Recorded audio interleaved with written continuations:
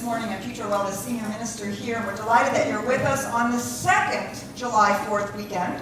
Feels like, with it being right on Wednesday, some of our folks were out last weekend, some folks out this weekend, and we're just happy that you're here with us. I feel like I've been celebrating most of the week. It's been really great. I hope you have been too, enjoying the holidays.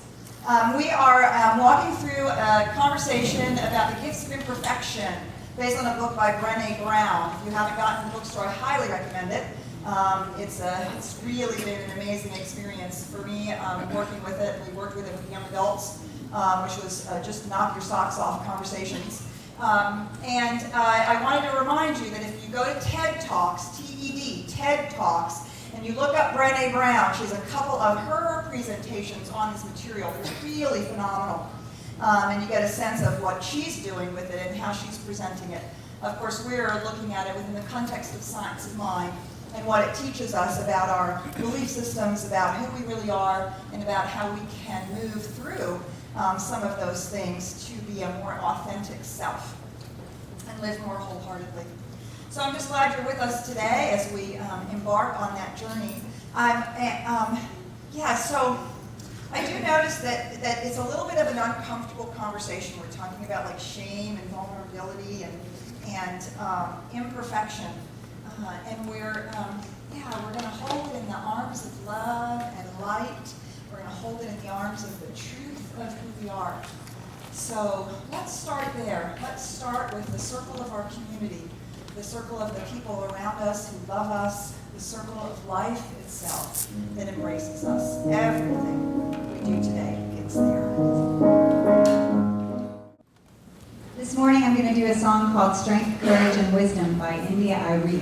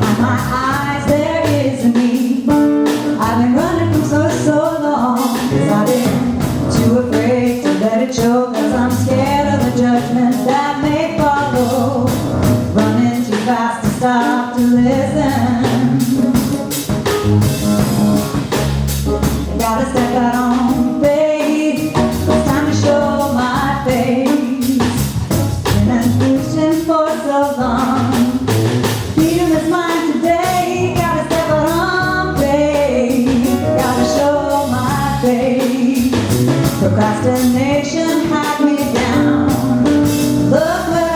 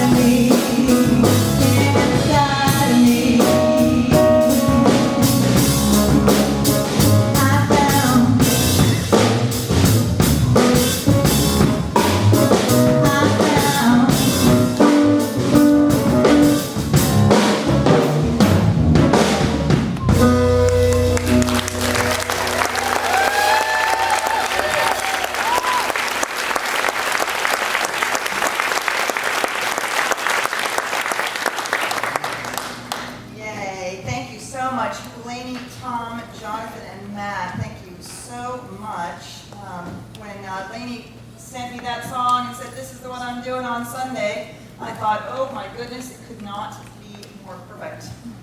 Because we're going to talk about finding the courage to be our authentic selves and what keeps us from doing that.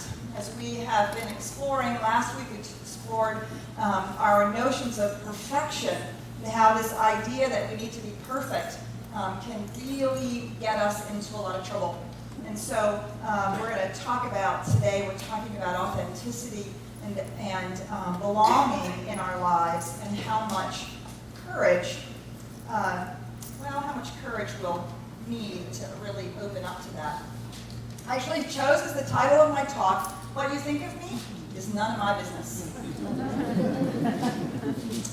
This is this is the title of a really old Terry Cole Whitaker book.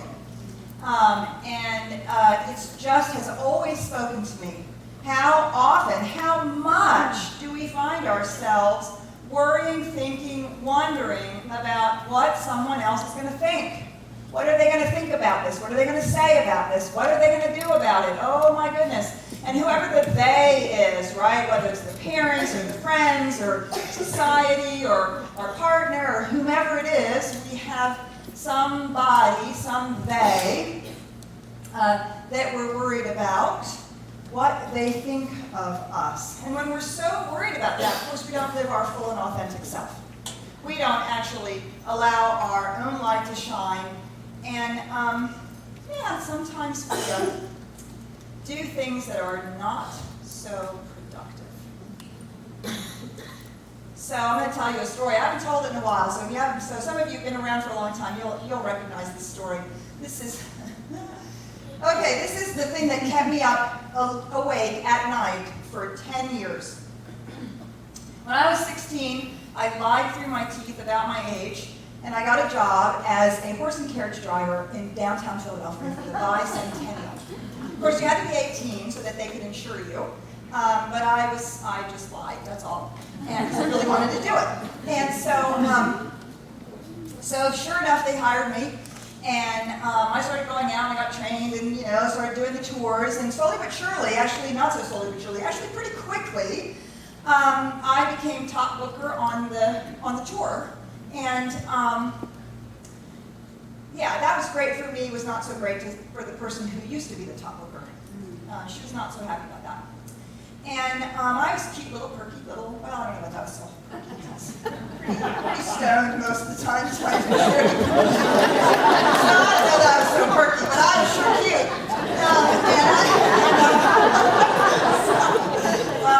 Hey.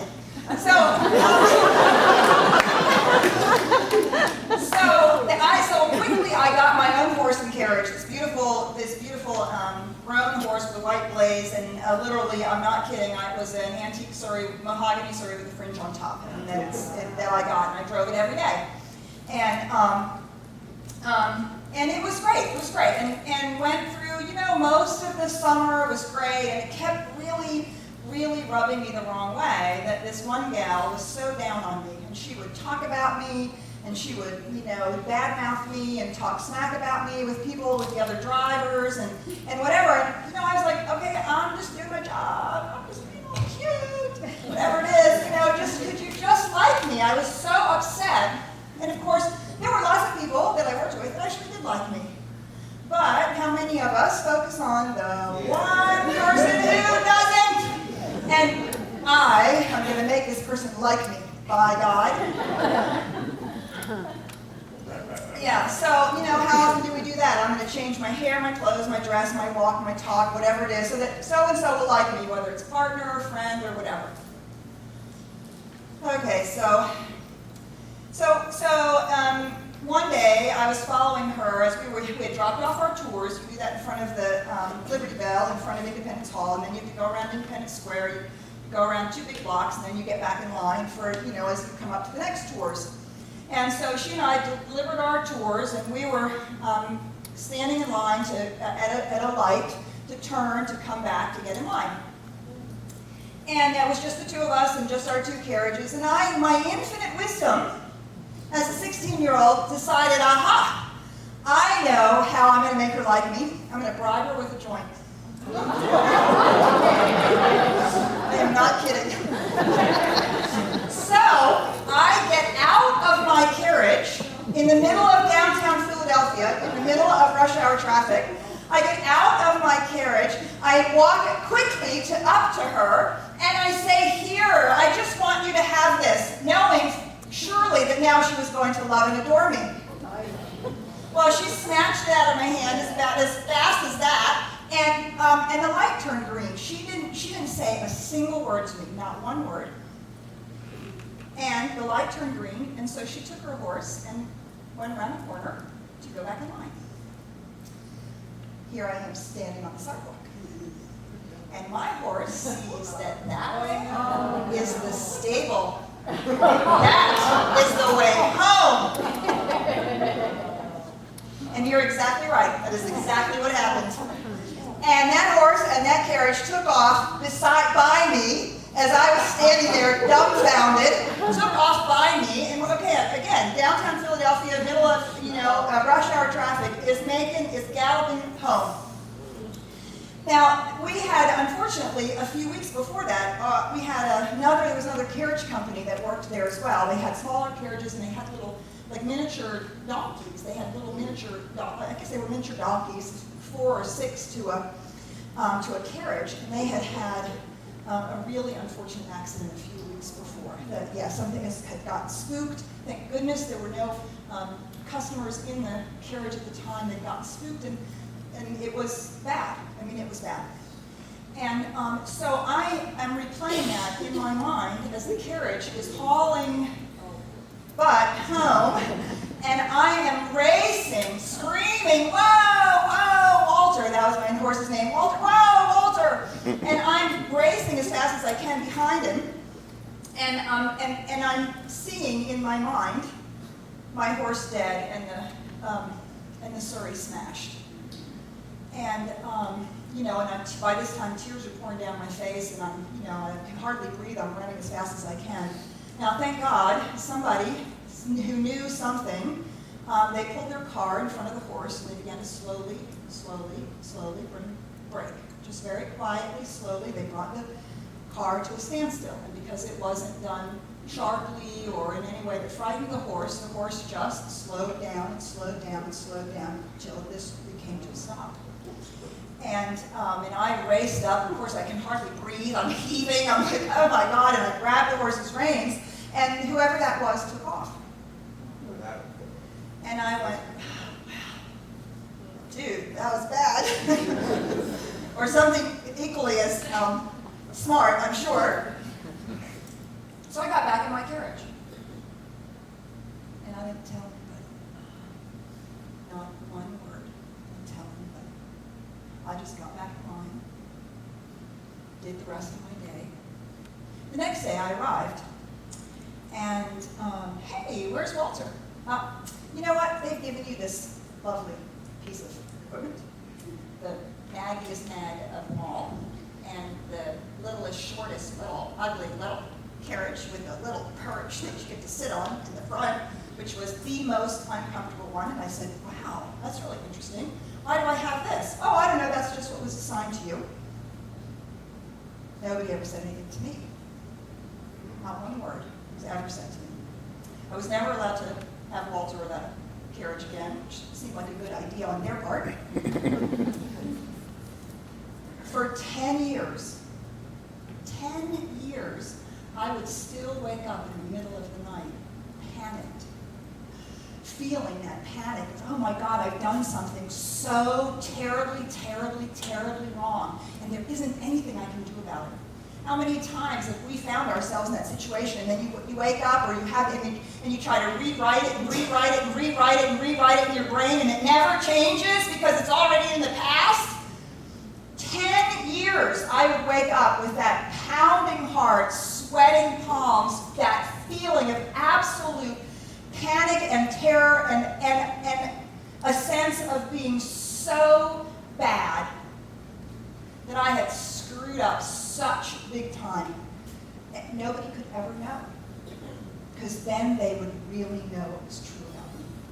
That I was not nearly as cool or cute or funny or whatever it is that they thought about me. That they would discover. It was in a class in the Science Applied community in Seattle where I did most of my work. A class of some sort, we were talking about things, and the exercise was, share something that you have been holding on to, that you are ready to let go of. Share something that you haven't shared a lot of, maybe never, that you're ready to move through. And I told that story to my partner. I think we might even have been in a very small group. I told that story. Nobody walked away. They didn't laugh. They didn't tell me I was stupid. They didn't scold me. They didn't say how terrible, horrible, what a horrible person I was to have done this and then not to have admitted it. Nothing. Nothing. They just loved me. That's it. They just loved me. They just let me be in that space. They just loved me. It was one of the most powerful healing experiences that I had when I realized that that it was okay for people to see all of me. Brené Brown defines shame this way. She says, shame is the intensely painful feeling or experience of believing that we are flawed and therefore unworthy of love and belonging. I noticed when I first started reading this book, I thought, shame? Yeah, I don't really do a lot of shame. I've learned not to should on myself, and I've learned not to should on other people, and I don't really do a lot of blame and shame, and I don't necessarily feel always embarrassed. I've gotten over being embarrassed about things, but when I read this definition, I thought, oh my goodness, this is the place where we don't feel good enough. We feel like there's something a little broken about us. Maybe we really are just a little bit bad. She says the difference between guilt and shame is that guilt, you think you've done something bad. Shame is you think you are bad. Do you hear the difference? Right? And when you think you're bad, when I think I'm bad, when I think I'm not good enough, I actually believe that there's something flawed about me. Something not okay about me. And yet, and let me just say the other thing she says. The other thing she says is, shame needs three things to grow: secrecy, silence, and judgment. I kept it a secret. The company was silent about it, and both they and I judged me.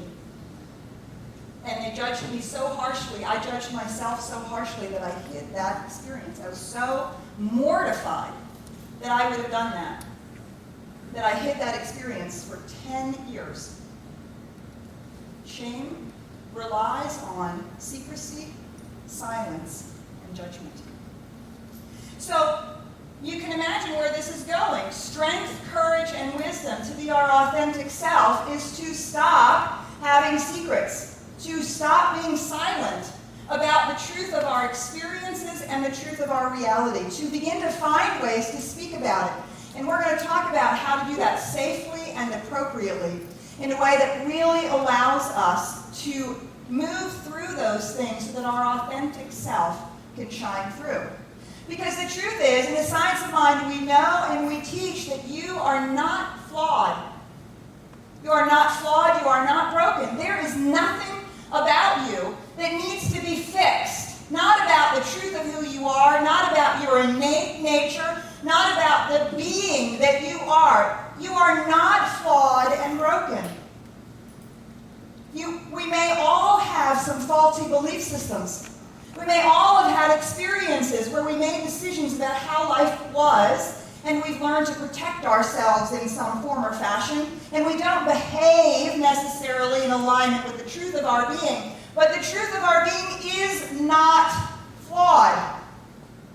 It's not broken. It doesn't have to be saved or fixed.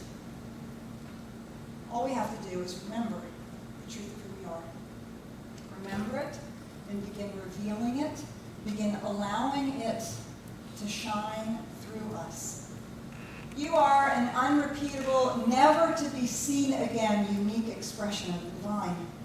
Can we imagine that the divine would make you any less perfect than the flowers or the birds or the lilies of the field.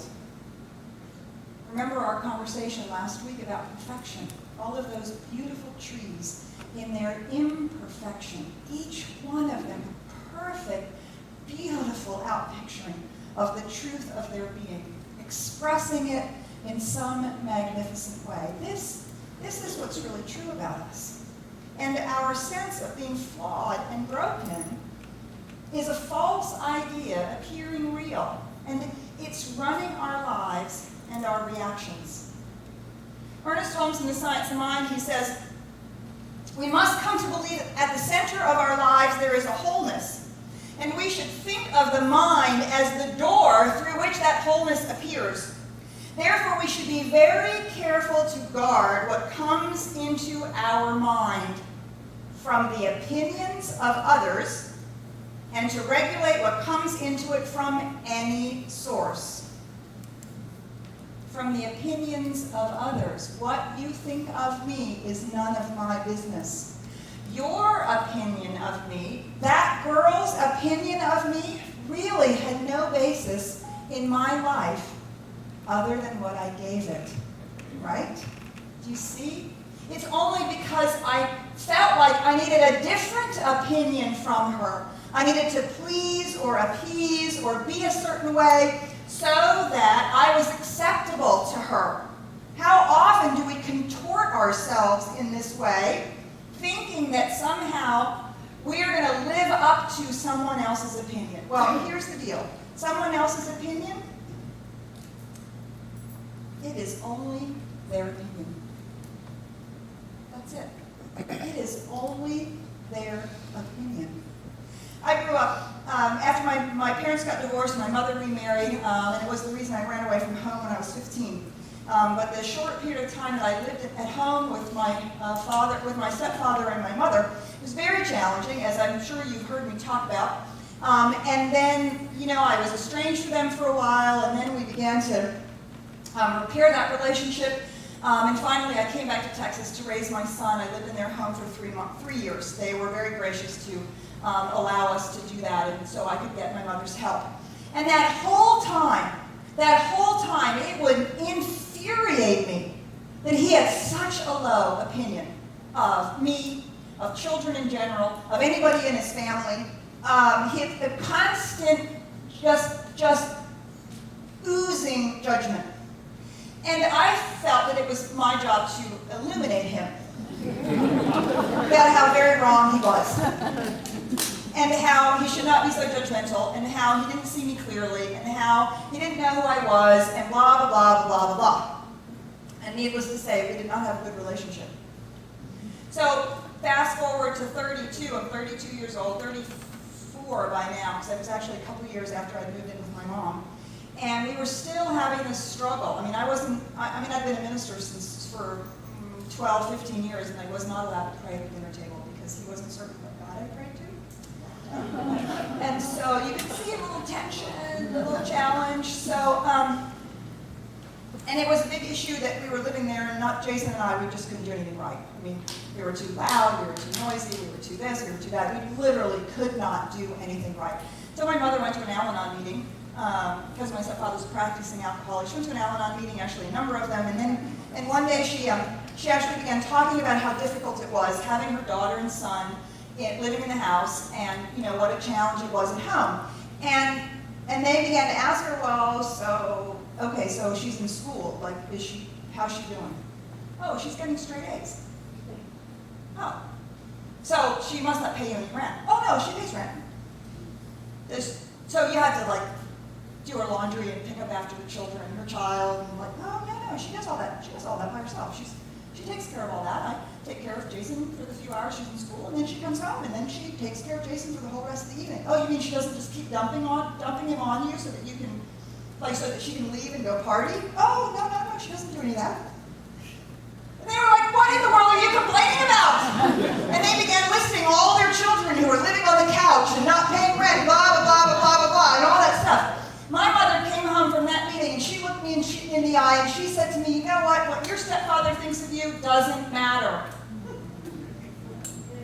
Yeah, really, yay. It was a huge healing for us and for them. But it was also a huge healing for me that I was continuing to need for him to see me differently. What he thought of me was none of my business. What was my business was knowing the truth of who I am. That was my business. Knowing the truth of who I am, knowing what I'm about, knowing that I am the love and light of the universe, just like each one of us, and that actually I belong in my own life. Brené Brown goes on to say that wholehearted people are people who experience love and belonging. Oh, here's the Ernest Holmes quote. Sorry, I thought that was already up there. Here's the Ernest Holmes quote from The Science of Mind. So love and belonging is something that we think comes from outside, but rather it's our own inner state. It's our inner state when we recognize that we love ourselves and belong to the universe. We belong within our own lives. You see, when we can do that, of course, then we can turn around and we can see that in each other. We can see that each of us belongs here. We can see that each of us is necessary for the universe to outpicture. Brené Brown says this: fitting in is about assessing a situation, becoming who you need to be accepted. Belonging doesn't require us to change who we are. It requires us to be who we are. You see, if we're withholding our authentic self, we will never truly love and belong, because we'll always know that we're faking it. We'll always know that we're a little bit of an imposter. We'll always know that we're doing a little razzle-dazzle dance. And so we'll never actually believe the love and belonging that's coming toward us. Do you see? So the more authentic I am in a safe environment like this, where we begin to practice it, we begin to discover, no, wait, people actually love and accept us for who we are. For who we are. And our authentic self begins to be able to be revealed. This is why community like this is so important. It's so important to volunteer, be in classes, get involved, because we're constantly confronted with the opportunity to be authentic, to allow our imperfections to show, to know the truth about ourselves, and discover that we're loved no matter what. That we're loved and apart no matter what. So, Brené goes on to say that the challenge with authenticity it's challenging for us, but it's also challenging for other people. It's not challenging to them for us to be authentic. It's challenging when we confront them with the audacity of being authentic. Because it takes a great deal of audacity to simply be the truth of who we are. To be our full selves, to allow our light to shine, to stop trying to fit into somebody else's box, to be the truth of who we are. She goes on to say this: I think we should be born with a warning label. And the warning label would read this: caution.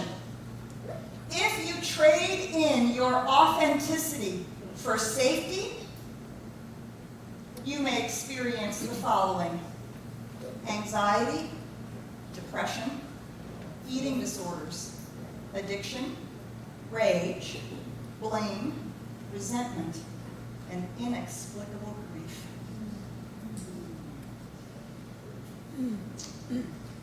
Yeah, maybe rather than medication and therapy, we might start practicing actually being authentic. Being authentic with the challenges that we've had, the challenges that we're going through, and also being authentic with our unique and precious and powerful and beautiful self. Now, authenticity does not guarantee that we will be safe. Do you see? We're trading our authenticity for safety. We do all of these other things to protect ourselves. When we trade our authenticity in for safety, there's no guarantee that we'll be safe. But the guarantee is you will stop feeling flawed.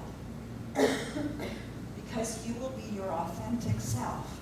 And you will discover that the vast majority of people in your life see the truth of who you are, love you anyway, that you belong to a circle and a community and a life. You belong to the divine. Authenticity does not guarantee safety. What it guarantees is that we stop hiding behind our shame. We stop feeling flawed and broken. And when we have the audacity to live that way, our light is a gift to the people around us. When I finally told my story, as I said earlier, what I discovered was that nobody walked away, nobody looked at me funny. Because the truth is we all have stories. We all have things that we've done that we wish we hadn't. Ways in which we showed up in the world that we wish we didn't. This is why they talk about in the Catholic Church, which I grew up in, they talk about confession is good for the soul. Right? Confession is good for the soul. I did my first confession, I did my first communion, did all that catechism. They have their own 3 C's. We'll have different 3 C's. But the point of confession, there's something really powerful about that. Not that I have to confess to the priest so that God will absolve me. No, so that I can stop being secret and silent about the things that I know myself were not so good. I can stop being secret and silent about them. I can just admit them. I can find a safe place to admit them.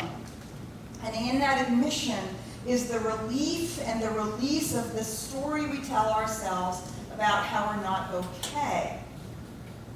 Because Spirit never sees us or knows us as anything less than whole, perfect, and complete. Spirit never sees us or knows us as anything less than whole, perfect, and complete. So we have to find ways to move into this willingness to talk about these things, to speak them out. And not just things in the past, but to speak them out in the moment when we find ourselves triggered, when we find ourselves behaving like a 12-year-old, or I don't want to do it. I don't want to be mature today. No, I'm not going to be mature. Let's just kick the whole thing down. It just feels so much like fun right now. And we have those moments. Hopefully we have less and less of them. But there are days when it feels like that. And so the three C's, courage, compassion, and connection. We have to have the courage to admit what happened, what we think, and how we felt about it. Brady says that courage is to speak one's mind by telling all one's heart. Isn't that beautiful? To speak one's mind by telling all one's heart, which means that we talk about what happened, how we felt about it, what we thought about it, how we're experiencing it. Now, this must be done with people who will support your truth. This is not, you don't just blast this out everywhere, right? Some of us, we just need to tell the world everything. No, you find a few select people that you trust, people who will not jump in the fray with you, nor people who will tell you that that jump in the fray and then they want to duke it out with those other people and they tell you how bad it is, blah, blah, or people who will then say, well, that's not a very spiritual response, is it? I wonder where your consciousness is. No, we have the courage to speak the truth in a space with people who are then able to have compassion. The second one is compassion. They're able to have compassion because, you know what? We've all been in this situation. Every single one of us. There's not one of us that hasn't had these experiences. It hasn't felt this way. And so when we're able to share it in a safe place, then we experience this compassion. The heart of compassion is acceptance. Acceptance, right? Remember the 3 things that grow shame: secrecy, silence, and judgment. So the courage to speak takes care of secrecy and silence, and compassion is acceptance. And when I can accept myself, then I can accept you. Do you see? And our judgment begins to be released. And when you can accept me, I learn to accept myself. The gift that we give of compassion to each other, of deep acceptance that each one of us is a spiritual being having a human experience. Now, compassion to ourselves. It's not compassionate to ourselves, however, if we don't have boundaries. It's very confusing. Compassion, it can be so loving and accepting of everybody that we don't have boundaries. That's not compassion. It's not compassionate to ourselves to stay in places where we're being hurt or being treated in a way taken advantage of or walking all over us. It's also not compassionate not to hold other people accountable. Acceptance does not mean that we don't hold other people accountable, and it doesn't mean we don't have boundaries. It means that we are so clear about who we are and who the other person is that we're actually able to do those things. I highly recommend that portion of the book, particularly for any of us, probably mostly women, that have a deep issue with this. She has really amazing, amazing things to say about boundaries and accountability within the context of compassion. That compassion is the opposite of self-protection. It's the willingness to be with our whole experience of life, which means we can also be with someone else's whole experience. We don't have to hide or pretend. We can be authentically ourselves, which means authentically spiritually grounded, whole, perfect, and complete, and authentic with our moments when we're not. But we don't go into those moments to stay there. We go into those moments to move through them. We don't get to stay there. Wallowing in that is not the point. It's not the point to be able to say, I don't want to do it. And, 3 days later, and 3 weeks later, and 3 months later, we're still doing that. No.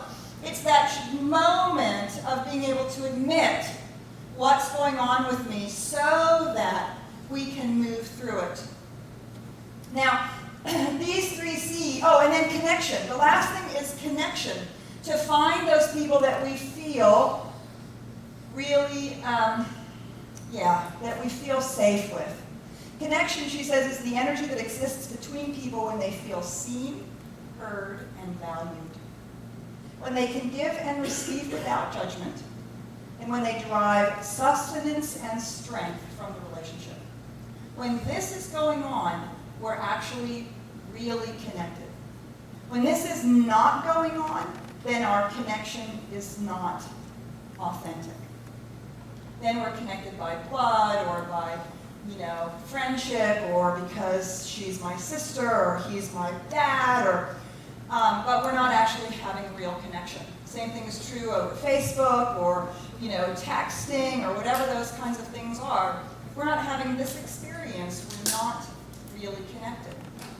But when we connect heart to heart, soul to soul, the truth of our being, when the truth of my being connects with the truth of your being, and we create this sacred space where we're seen, heard, and valued, where there's give and take in the relationship without judgment, where that space is created. Now, do you see, I've created a space where I can have the courage to speak from my heart.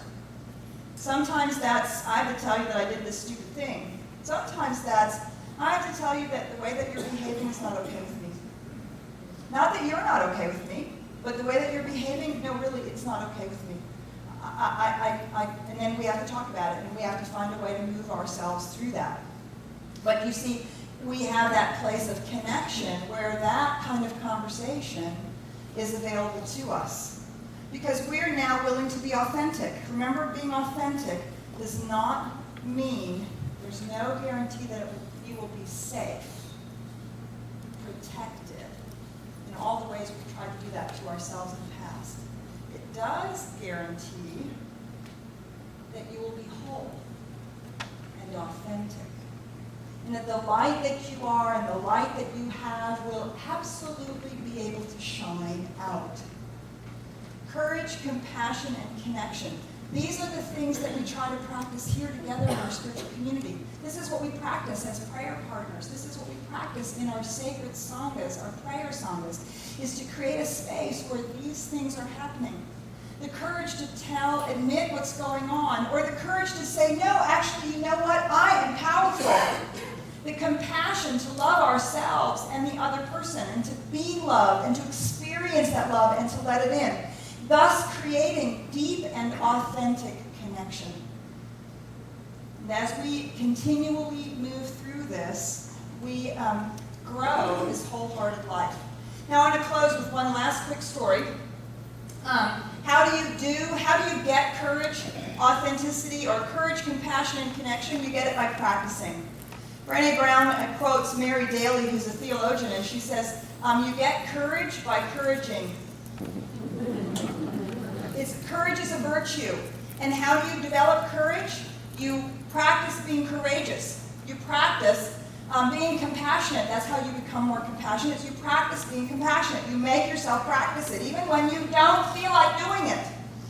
So I talked a few weeks ago about my first golf lesson. Well, I had another golf lesson with the fabulous Kathy Farrer. It's an amazing golf teacher. I know this. I'm going to hear her voice for the rest of my life.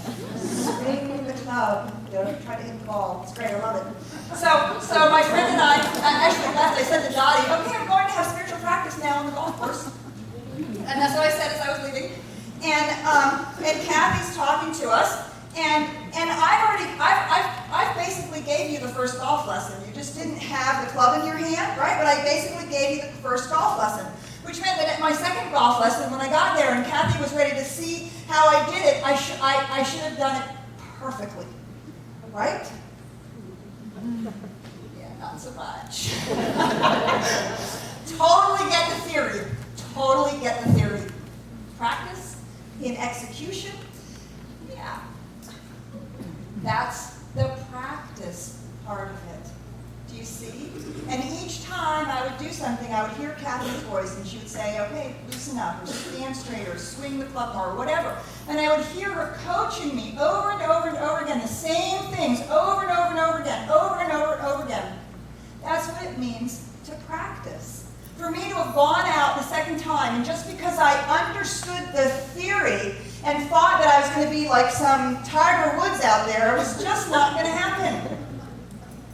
How many of us, we move into our spiritual practice, and it's a little hard there for a moment, so we say, I don't want to do it, or I can't do it, or it doesn't work for me anyway, or whatever it is. That's why we call it spiritual practice. Thank you, Paul. Love that. Thank you. You can say yes and amen anytime you want. And practice, see, so courage, we become more courageous by forcing ourselves to be courageous and say what we have to say. We become more compassionate by opening our heart, even though we don't feel like it at the moment. Okay, just going to breathe and be more open. Right? We build those connections by being more authentic. Practice. We practice. That's why we're in community. That's why we have prayer partners. That's why we have sanghas. That's why we have classes. Truly, honest to God, can I just tell you that's why we do every single solitary thing we do. We can teach you, I can teach you the theory in about, 6 one-hour sessions. It takes us a lifetime to learn to practice it. So don't despair. You don't have to do it perfectly. Remember, it's not about perfectionism.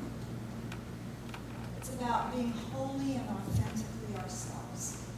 And not having the sense of flawedness hold us back, cover up our light.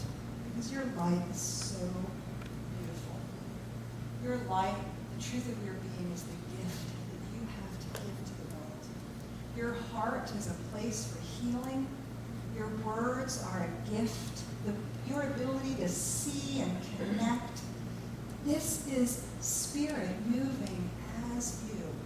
And everything that we can do together to uncover that, to reveal that, to let light shine that heals our own lives and, honest to God, that heals the planet. Let us pray. So just taking it in, taking a moment to breathe, breathing in the light, breathing in the love, breathing in the truth that we are the divine reality made manifest, that our being is in fact whole, perfect, and complete, no matter what it looks like on the outside. No matter our situations or circumstances or stories or the things that we've done or not done, the truth is we are a divine incarnation of love and light. This is the reality. And we don't need to fix anything to become that. We are already it. All we have to do is reveal it. Let our light shine. Let our love overflow. And be a place where the joy and the presence of the divine showers out into the world. This truth that we know is the gift that we give to ourselves and each other. Let us affirm this morning that we show up authentically as the light and love and power of the universe right in our very own lives. We bless this time, we call it good, and so it is.